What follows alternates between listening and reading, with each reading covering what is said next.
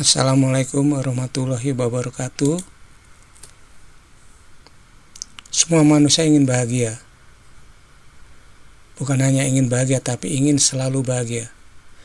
Nah, pada video kali ini saya akan menjelaskan tentang solusi matematika untuk hidup selalu bahagia. Nah, solusi itu saya beri nama konsep delta. Lambangnya adalah segitiga yang merupakan huruf besar dari delta, salah satu abjad Yunani.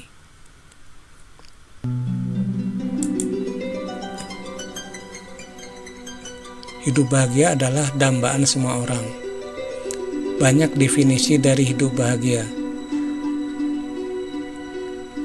Ada konsep bahagia menurut sosiologi, menurut ekonomi, menurut psikologi, menurut kedokteran, menurut anak zaman now, dan menurut agama.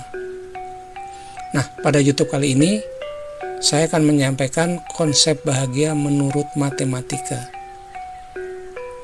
Konsep bahagia menurut matematika ini kami beri nama konsep delta.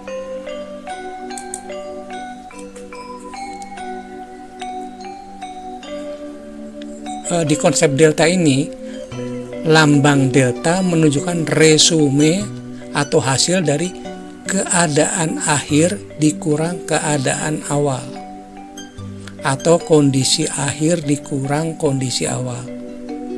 Jika delta hasilnya lebih besar dari 0, berarti bahagia. Jika delta lebih kecil dari 0, berarti bersedih.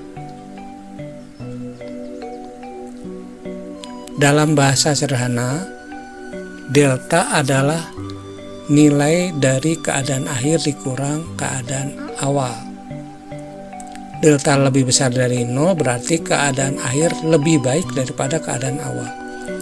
Delta lebih kecil dari 0 berarti keadaan akhir lebih buruk dari keadaan awal. Nah, bagaimana sahabat sekalian? Masih bingung?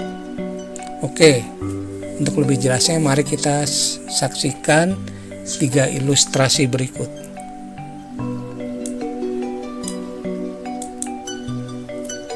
Nah, ilustrasi yang pertama, ada 2 nama sahabat.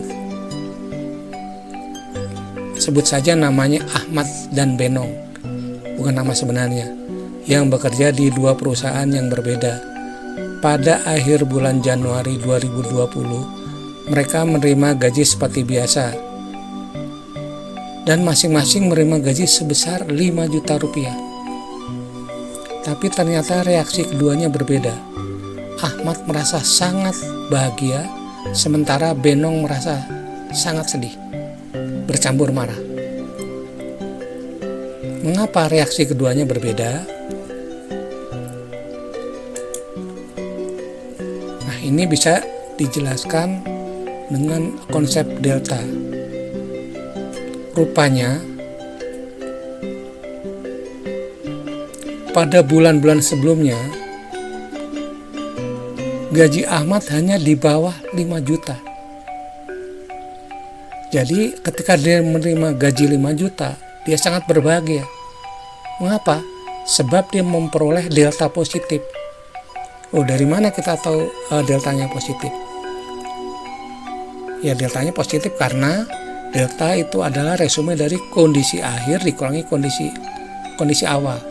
Jadi dia terakhir dia menerima uang 5 juta, padahal sebelumnya di bawah 5 juta, maka kondisi akhir dia lebih besar daripada kondisi awal dia, sehingga dia mendapatkan delta lebih besar dari 0 atau delta positif. Maka menurut konsep delta yang sudah dijelaskan di atas, Ahmad akan merasa bahagia sebab memiliki delta lebih besar dari 0. Sebaliknya, Beno bersedih karena dia sebelumnya mendapatkan gaji di atas 5 juta. Tapi sekarang dia hanya mendapatkan 5 juta. Itu artinya gaji dia menurun. Berarti delta, yaitu yang merupakan kondisi akhir dikurang kondisi awal, lebih kecil dari 0. Maka menurut konsep delta, Beno pantas untuk merasa sedih. Sebab delta dia lebih kecil dari 0.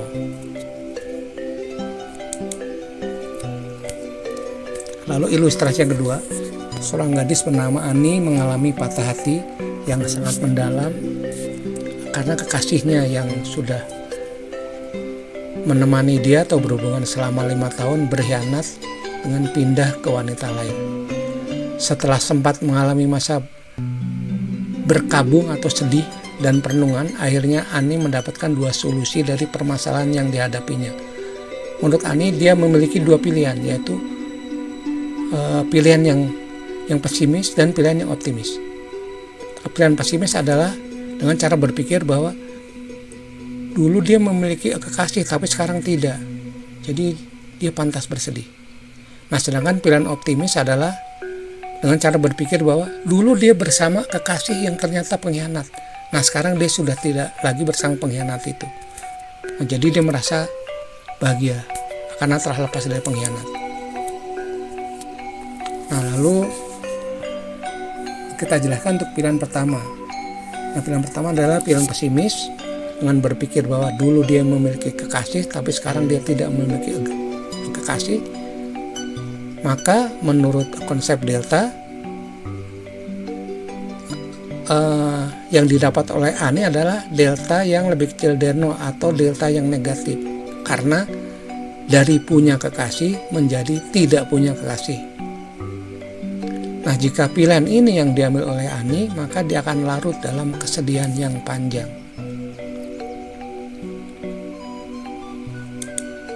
Sedangkan pilihan kedua adalah pilihan optimis, yaitu jika Ani berpikir bahwa dulu dia bersama seorang pengkhianat, tapi sekarang dia sudah lepas dari seorang pengkhianat. Nah, maka kondisi yang terjadi itu adalah delta positif. Nah, sebab lepas dari pengkhianat itu lebih baik daripada bersama pengkhianat. Jadi deltanya lebih besar dari 0. Dan alhamdulillah akhirnya Ani memilih pilihan yang optimis ini yang menghasilkan delta lebih besar dari 0, sehingga dia bisa kembali menghadapi hari-harinya dengan ceria dan semangat. Lalu ilustrasi yang ketiga, itu ada seorang yang bernama Budi, bukan nama sebenarnya, lulus SMA tahun 2011 dan langsung cari kerja karena ortunya tak punya uang untuk membiayai kuliahnya. Setelah hampir 2 tahun menganggur, pada tahun 2013 diterima bekerja dengan gaji 2 juta per bulan. Karena kinerjanya bagus, maka tahun 2017 gajinya naik menjadi 5 juta per bulan. Saat pandemi, dunia bisnis menjadi lesu. Perusahaannya mengalami kemerosotan produksi dan penghasilan.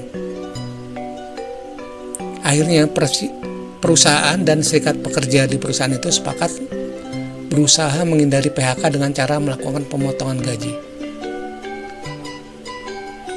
Gaji Budi dipotong menjadi hanya 3 juta per bulan. Menghadapi kenyataan ini, apa reaksi Budi? Nah, ini ada 2 pilihan yang tersaji untuk Budi. Yaitu pilihan pertama adalah bersedih. Mengapa bersedih? Karena dia mengalami penurunan gaji, yaitu gaji sebesar 5 juta pada tahun 2017 menjadi hanya 3 juta pada tahun 2020. Nah, ini artinya dia memperoleh delta yang negatif. Dari mana negatifnya? Yaitu kondisi akhir, yaitu gaji akhir dikurangin gaji awal, 3 juta dikurang 5 juta, hasilnya negatif 2 juta. Nah, negatif ini berarti lebih kecil dari 0. Karena mendapat negatif, maka Budi layak bersedih.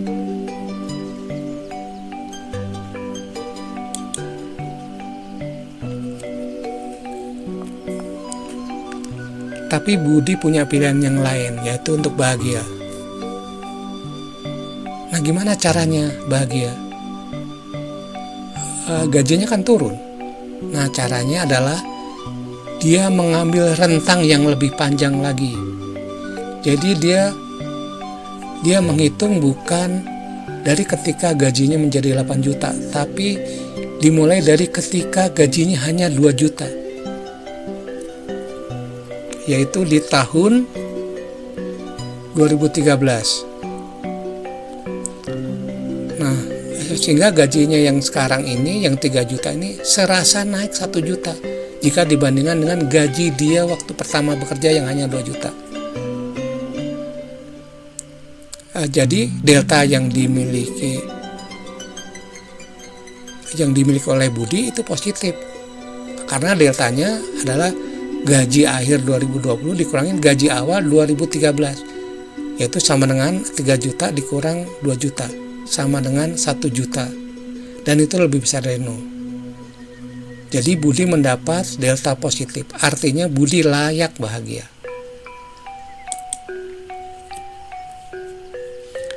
Nah, lalu ini ada pertanyaan yang menarik dari seorang teman. Begini pertanyaannya: misalkan setelah berjuang keras di masa muda, tapi akhirnya kita di masa tua hanya mampu memiliki rumah gubuk yang sangat sederhana. Jika ini terjadi, bagaimana cara menggunakan konsep delta agar kita tetap merasa bahagia? Jawabannya sangat sederhana. Kita harus mendefinisikan dengan tepat mana yang merupakan kondisi awal dan mana merupakan kondisi akhir. Nah, dalam keadaan seperti ini, maka kita pilih kondisi awal kita adalah kondisi saat kita lahir, yaitu saat kita telanjang bulat, tidak berpakaian, dan tidak punya apa-apa. Itu kita ajarkan kondisi awal. Nah, sedangkan kondisi kita yang sekarang hanya memiliki rumah gubuk sederhana, kita anggap sebagai kondisi akhir. Nah, dengan kita mendefinisikan seperti sekarang ini, maka kita lihat bahwa kondisi akhir kita tetap lebih baik dibandingkan dengan kondisi awal. Mengapa? Karena bagaimanapun juga sekarang kita masih punya pakaian, masih punya rumah walaupun jelek. Sedangkan kondisi awal yang kita ambil adalah waktu kita lahir, kita telanjang, tidak punya pakaian dan tidak punya apa-apa.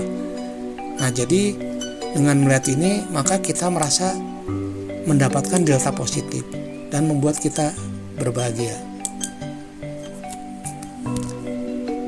Nah, lalu ini adalah kesimpulan, yaitu yang pertama, selama kita masih bernafas akan banyak kejadian atau momentum yang akan kita alami. Kejadian atau momentum tersebut pasti menciptakan kebahagiaan atau kesedihan. Yang kedua, meski menghindar dari kesedihan adalah mustahil, tapi Allah Subhanahu wa Ta'ala yang Maha Pengasih dan Penyayang memberi kita bekal kemampuan untuk merubah peristiwa yang menyedihkan menjadi peristiwa yang membahagiakan. Caranya bagaimana? Ya, caranya ya seperti yang sudah kami uraikan di atas, dan ada saya berikan 4 contoh ya, 4 contoh di atas. Lalu yang ketiga, jadi dengan konsep delta kita bisa memformulasikan kesedihan menjadi kebahagiaan. Caranya adalah dengan menentukan mana yang akan kita jadikan sebagai kondisi awal dan mana yang akan kita jadikan sebagai kondisi akhir. Ringkasnya, kita bisa menentukan sendiri apakah kita mau larut dalam kesedihan atau selalu bersyukur dalam kebahagiaan.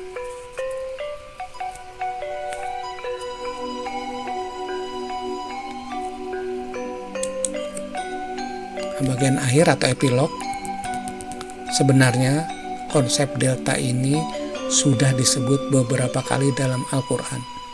Salah satu di antaranya ada di surat Ad-Duha ayat keempat yang berbunyi, walal akhiratu khairul laka minal ula, bahwa yang akhir itu lebih baik dari yang awal. Nah, makanya Islam selalu menginginkan setiap umat Islam bisa berakhir dengan baik atau husnul khotimah. Selain itu, Islam juga memberikan rumus penting agar selalu bahagia.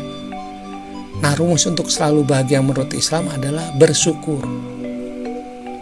Sebab dengan bersyukur kita akan memperoleh kebahagiaan atau delta positif sepanjang hidup kita.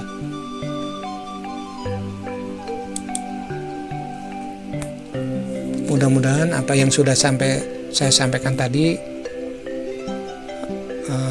bisa memberikan sedikit pencerahan atau penjelasan buat sahabat-sahabat semua. Jika masih ada yang belum jelas, silakan ditanyakan di kolom komentar. Terima kasih atas kesediaannya menonton video kami. Semoga bermanfaat. Amin. Hormat kami, Wildaiman Firdaus. Akhirul kata, wassalamualaikum warahmatullahi wabarakatuh.